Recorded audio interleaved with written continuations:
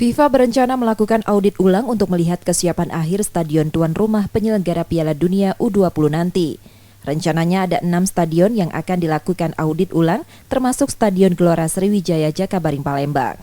Asprof PSSI Sumsel dengan rencana audit ini proses persiapan akan lebih matang, terutama pada sektor keamanan dan keselamatan. Namun persiapan yang sudah dilakukan saat ini, optimis Stadion GSJ Palembang menjadi salah satu tuan rumah. Jadi kalau untuk Palembang, Stadion Gelora Sriwijaya Jakabaring dan part latihan itu sudah siap. Karena memang kita mendapat informasi kemarin bahwa tanggal 21 sampai 27 Maret itu tim PSSI FIFA akan turun.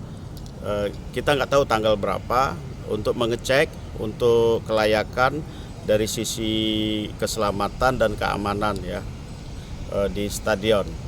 Kita yakinlah Jakabaring sampai dengan hari ini tetap sesuai dengan rencana, sesuai dengan standar yang sudah ditetapkan oleh FIFA dan PSSI. FIFA akan mencoret stadion yang tak lulus audit. Nur Muhammad, Kompas TV, Palembang, Sumatera Selatan.